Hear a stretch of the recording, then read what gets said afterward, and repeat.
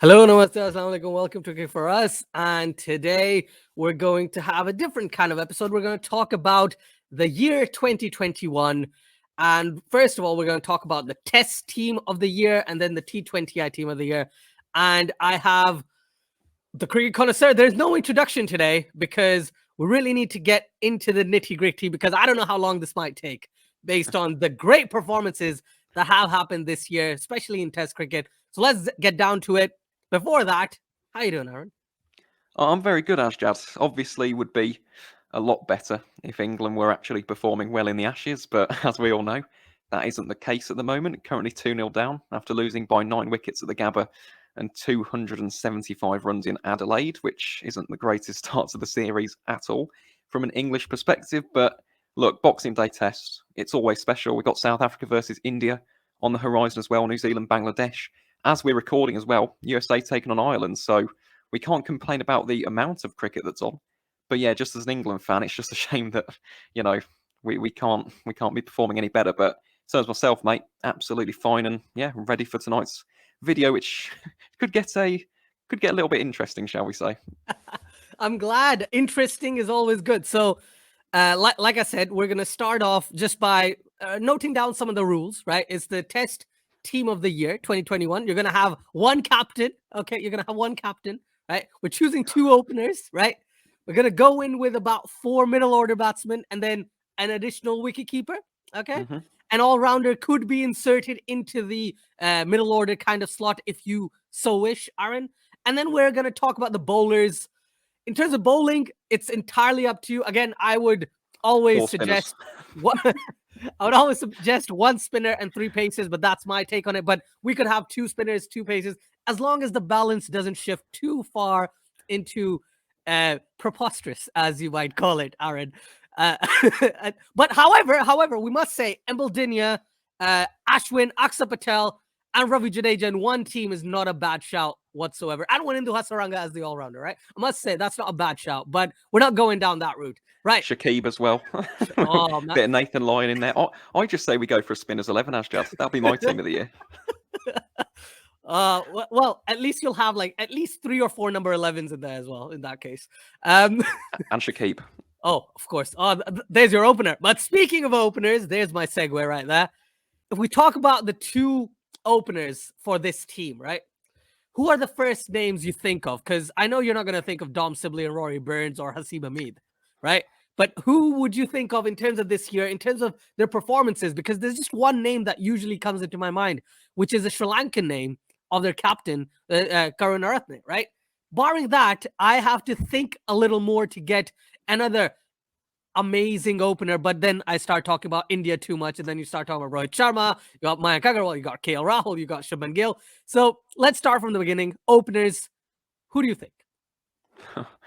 I wish I could say Dom Sibley because he is my opening batsman, but he's only averaged 19 in 2021 and finds himself no longer in the England side. But honestly, Asjad, this is tough for me. I'm going to be honest because there's 3 names and only 2 spots, and they were Karunaratne, obviously, always up there, Rohit Sharma, and Abid Ali as well. Abid Ali's had a very, very good 2021. Purely because of the calibre of opposition, I've gone with Dimuth Karunaratne and Rohit Sharma. I think Abid Ali's been absolutely fantastic. Unfortunately, he's had some medical issues at the moment, hasn't he? Yeah. Which is very, very unfortunate, and wishing him a quick recovery without a full recovery. But yeah, he's had an excellent year. But for me personally, Dimuth Karunaratne, Mr. Consistent. I think he's the 3rd leading run scorer in Test cricket this year. Rohit Sharma's the 2nd.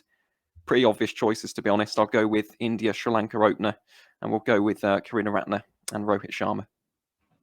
It does make sense. I can't really disagree with that. One thing I want to say about Abid Ali, and I completely agree in terms of the opposition he's faced, where he's faced that opposition as well. So, bearing those things in mind, I completely understand Rohit Sharma and Karunaratne as the 2 openers. Now, we scooch a little down into the middle order, okay? There's no arguments about the openers. But here, I think there might be some space for discussion because one player I really think needs to be in there is a guy who's Test number 1 right now and kicked off another Test number 1 lately. I think those 2 are mainstays for me personally. Marnus Labuschagne and Joe Root. Personally, I think those 2 100% over anyone else in the middle order of this team. Now, apart from that, I find it quite difficult to say, oh, I want to choose, for the sake of argument, right? Temba Bavuma or Van der Dussen, or, oh, I want to pick Dean Elgar for some reason in the middle order, right? Aidan Markram comes. I'm just going South Africa just because there's a South Africa-India series coming up. But you could think about Steve Smith, okay? You could think about Ben Stokes, all right, as potentials. You could even think about my personal favorite, Fawad Alam, right? Who's had a really good year as well. So who would you go for if you had to? Again, this is between number 3 and number 6. You could pick many players, but we have to then cut it down to the middle order of this particular team. See, this is where it gets difficult, Asjad. This is where it gets very difficult. Obviously, the first one has to be Joe Root at number 4. And without a shadow of a doubt, I mean, the guy has absolutely been crushing it in 2021. The leading run scorer in Test cricket, 1,630 runs. I mean, it's absolutely preposterous. To be honest, he has single-handedly carried England. It's unfortunate that no one has given him proper backing and support with the bat in hand in the Test series this year. But my word, 2021, a bit like 2016 was the year of Virat Kohli. 2021 has been the year of Joe Edward Root. He's been absolutely fantastic. At number 3, it's a tough one. It's a tough one because Manus has been fantastic. But at the same time, Australia haven't really played many tests. And they have played them entirely at home. So this is where the reason for debate could come into it slightly. Someone who, again, looking at the test average, it's a shame because I like to put maybe slower batsmen in my team. And I think people are probably going to know what I'm going to say. But Cheteshwar Pujara, for me, does usually make my test 11 of the year. I mean, this year he scored over 600 runs, but the average is just 29.7. So that's the reason why he isn't in my team. And for that reason, I'll go with Marnus Labuschagne at 3. So I've got Marnus at 3, Joe Root at 4. This is where it gets a bit problematic for me personally. There's loads. I don't even know who I'd put in. I mean, Fawad Alam's a great shout, and I love Fawad. I think he's fantastic. Someone who's gone under the radar this year is Liton Das. He scored nearly 600 runs in just 6 tests. Yeah. But then again, you can argue home conditions. But I would put his name into the ring. Goodness me, it's a tough one. If you think of Liton Das, he's a keeper batsman, right? So would you not kind of... I've got another keeper. Okay, fair enough. I'll wait for that. Yeah, I did have a keeper in mind, that's why. Although, actually, you know what, Asjad? That's an excellent point. I'll swap them around. Okay? I think you know who's coming at number 5. Rishabh Pant. Yeah. That's what I'd go with at number 5. And then that leaves Liton Das at number 7, so that's kind of ruined. Number 6, just for the balance of the side, you need an all-rounder, don't you? Mm-hmm. And this is where it gets difficult. Ben Stokes hasn't really played in 2021. Shakib hasn't played many tests either. I might go Jason Holder, you know. Ooh, that's a shout and a half. But then again... Yeah. That's the issue. He hasn't played loads of tests, and there is another number 6 from India called a certain Ravindra Jadeja, who I wouldn't mind in there either. I'll tell you this. There's a potential. So this is, again, this is more trying to understand your team, but I would definitely put 2 names who I actually love and who basically started their international careers together, which is Fawad Alam and Ravi Jadeja, both in the team, right? I know you selected Rishabh Pant at number 5. Maybe you can adjust Rishabh Pant, maybe 6, depending on the situation, right? But he can easily fit into that team. But then Fawad Alam, I think, what's he got? He's got an average of 57 this year. Yes, I know you like your slow players, which is why I've kind of tried to put him in there. He's got a striker about 40, 45 this year as well. Since he's burst back onto the scene, he's been that middle order consistent batsman along with Mohammad Rizwan and sometimes Fahim Ashraf that Pakistan has had. Yes, you can talk about Abid Ali not performing against bigger sides, but Fawad Alam has performed against New Zealand. He's performed against South Africa. He's performed against basically every team Pakistan has faced over the course of the last year. So again, me being Pakistani, I'm just going to keep pushing Fawad Alam's name in there. But Ravi Jadeja is a sure shout. Like 100% Ravi Jadeja has to be in there, I think. Well, this is the issue. I said Too many lefties. Too many lefties. It's not just that, but there's so many options. I mean, there really are. It's incredibly difficult because I think my 3 and 4 are set with Manus and Joe. Of course, yeah. But then you raise an excellent point there. You really do. I love Fawad Alam. I love his technique. It's unorthodox. It's something different. I love that, personally speaking. And he has had an excellent year, as you said, averaging 57 with the bat in hand. Maybe. I don't know how I'm going to... You know what, Asjad? I'm going to take what you've said on board. I am going to change up. No, in fact, no, I'm not. I'm not. This is the issue. I'm constantly at war with what I'm going to select here, because I just want to add in some players from some different countries. That's why. Yeah. But the issue is I didn't select Abid Ali, and I want a Pakistani in there. But then You again, could I'm get thinking. Shaheen. You could have I'm Shaheen thinking here. exactly. I'm thinking in the bowling department, and for that reason, as much as I love Howard Allen, and I absolutely adore the bloke, I think he's fantastic. Should have played a lot more international cricket over the course of that last decade. It's with deep regrets that he won't make my team purely because I want Pant at 5, I want Jadeja at 6, and Liton Das at 7. Fair enough. The thing I would just want to ask you, and you can correct me here, if Liton Das is at 7, right? And you've again, he's scored many runs this year, no arguments there. But the quality of opposition at home, would you not try and think, oh, maybe I put Rizwan in there? Like maybe there's the shout there. Oh, goodness me. Yeah, Rizwan's up there. Definitely. But for me personally, I was looking at this a couple of days ago and I thought to myself, I was like, the only thing I would say is Rizwan and Pakistan haven't played as much Test cricket as India, especially outside of their home country, which is why Rishabh Pant for me kind of makes sense as getting in there at number 5, or wherever he is, basically in that middle order. And maybe he keeps because his keeping has improved. But I feel Rizwan and Das are better keepers than Rishabh Pant at this point. But again, I'll leave that to you, Aaron. I'll leave that to you. Ashdad, this is why I personally, as a fan of all cricket teams, right, I don't do well on videos like these because, do you know what I've just realised as well? With your spinner embargo, where am I going to fit Axar Patel and Ashwin? Will you play all 3? Will you play Jadeja, Axar Patel, and Ravichandran Ashwin in the same team? Well, India do. Well, they've been very successful with it. Well, to be honest, I understand that. But in this particular team, I think it'll be a bit difficult. It'll be a bit difficult unless you drop Liton Das, right? Just hear me out. You drop Liton Das, right?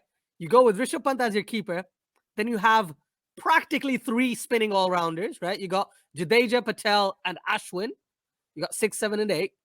And then you go on a bowling-heavy side. You go with, I'm assuming here, you could go with Hazelwood or Shaheen or Stark or Nortje or, Robinson. You got options there.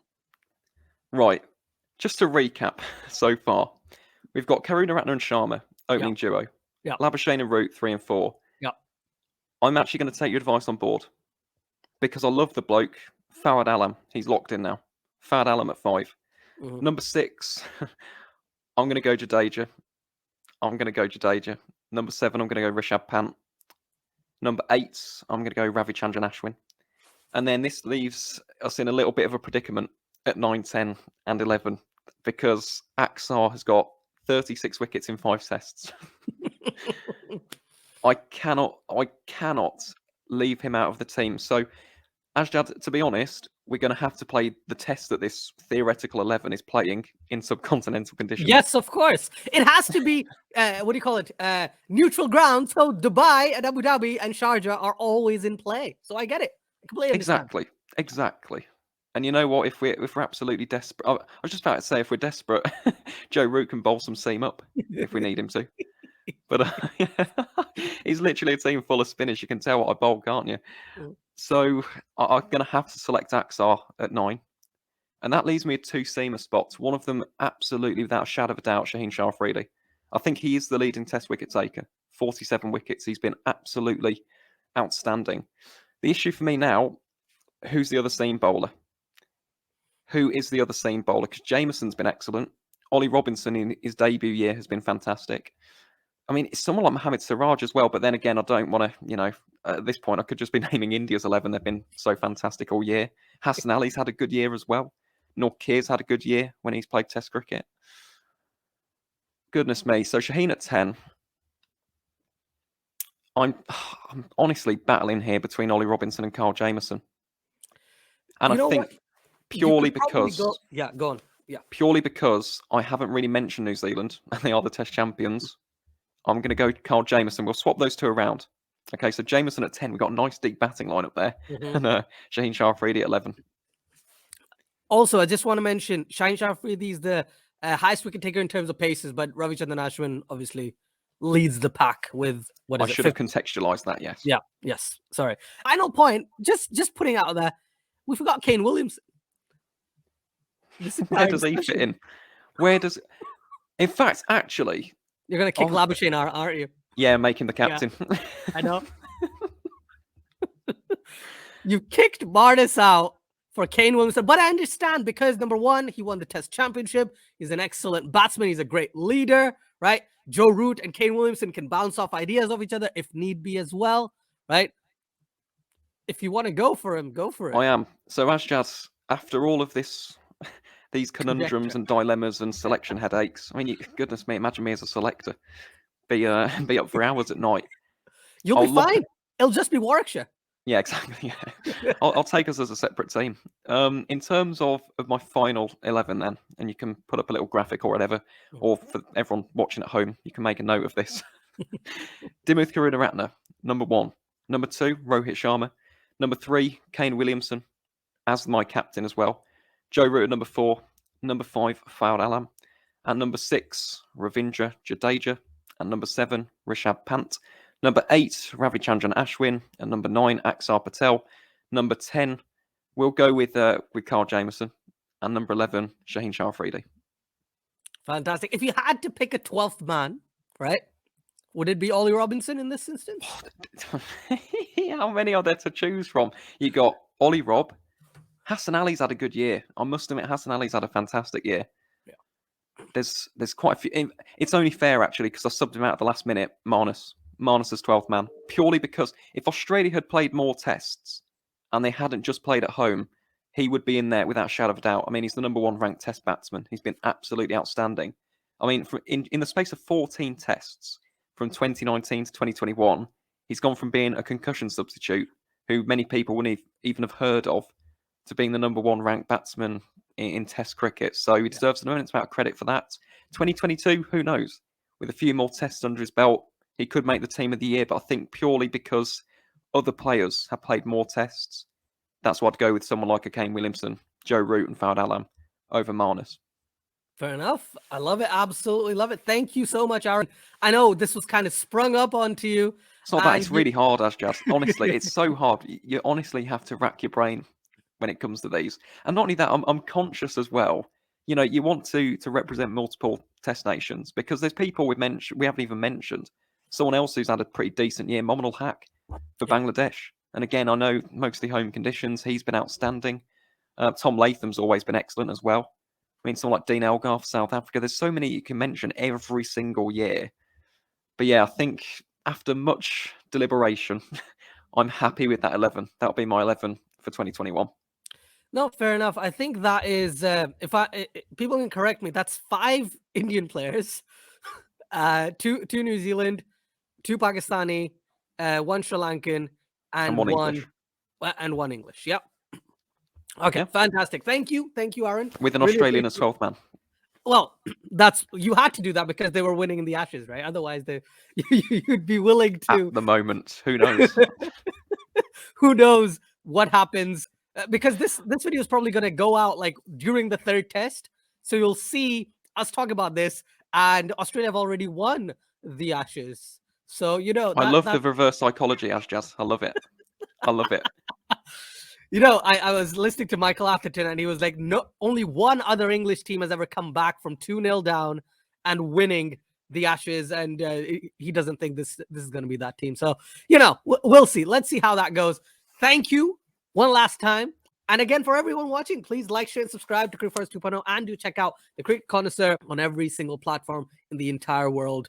Amazing person, amazing knowledge about cricket, and very good at choosing teams, as you can clearly see from this particular video. Thank you, and until next time, take care.